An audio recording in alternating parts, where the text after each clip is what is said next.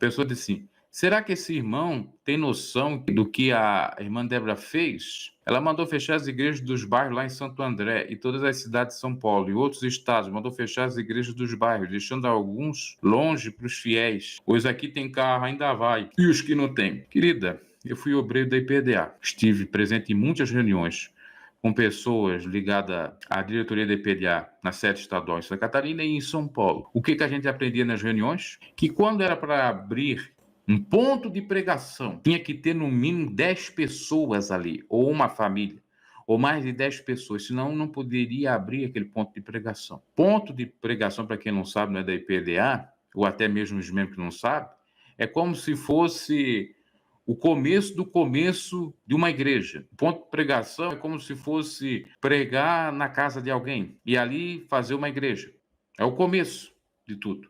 Inclusive, eu fui convidado a dirigir esse ponto de pregação que foram abertos aqui, depois foi fechado, que é a fase preliminar para que, se tiver mais de 10, na realidade é 10 para abrir o ponto de pregação, de 7 a 10 era na época que ele falava.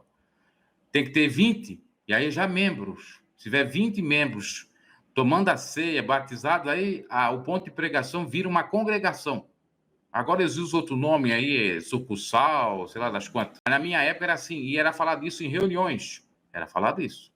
Uma outra coisa que era falada em reuniões, que se a igreja estivesse dando despesa, era para fechar essa igreja. Se a igreja fosse alugada e não conseguisse ali pagar o aluguel daquela igreja e as despesas daquela igreja, era para que fosse fechada. Então pode ser o contexto exatamente de muitas igrejas em São Paulo, Santa Catarina e vários estados do Brasil estarem fechadas, porque eram alugadas. Aqui, onde que eu resido, na região, teve uma que foi fechada. Por quê? Era alugada. Ali ainda tinha bastante membros, deveria ter 20, 30 membros. Eu não sei nem por que fizeram isso ali. Mas talvez estava dando muita despesa. Resolveram fechar, porque veio uma regra, e aí eu já estava fora de PDA, que a sede mundial poderia pagar os aluguéis. Não precisava necessariamente a igreja local pagar. Talvez não estava dando lucro, vamos usar o termo certo da coisa. Fecharam. Então, às vezes lá a igreja do bairro tinha poucos membros ou não pagava as despesas. Não compensa ter igreja ali. Eles sempre falavam isso. Claro que eles não falavam abertamente, mas claro, no sentido de se não está dando, eles falavam, não está dando alma, não está dando membros. É para fechar. Se é aluguel, encerrar. Agora, se é igreja própria, tem que continuar e trabalhar ali para ter mais membros. Se não é até possível a igreja própria, que estava no CNPJ da igreja, ou até alguns membros da família, ser vendida aquela igreja. Como algumas aí foram. Depois teve matéria que saiu, uma que estava no nome do Davi Miranda Filho, isso aí já é até antigo. Então, não é nenhuma novidade. Eu estou falando disso há que ano que é isso? Que eu ouvi isso? Essas recomendações, essas dicas? 2008.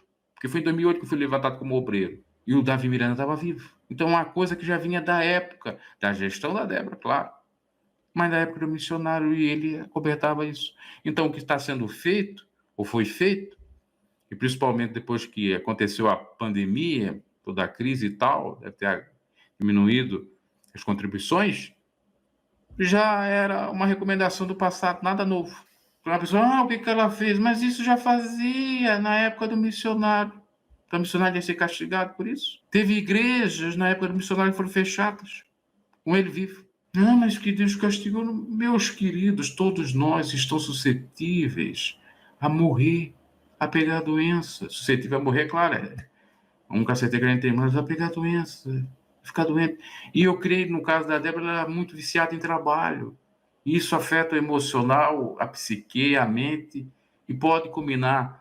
Até agora não foi confirmado se foi infarto, os exames é que vão afirmar, ela acredita que seja, mas qualquer outra problemática.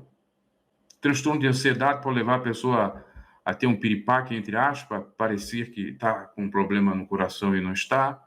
Tudo é advindo do trabalho em excesso, das pressões do dia a dia. Um psicólogo, um psiquiatra, um psicanalista sabe muito bem do que eu estou falando, pode falar muito bem sobre isso. Inclusive, lá nos vídeos da Débora, tinha vários psicólogos falando nesse sentido. E é uma resposta plausível a essa situação.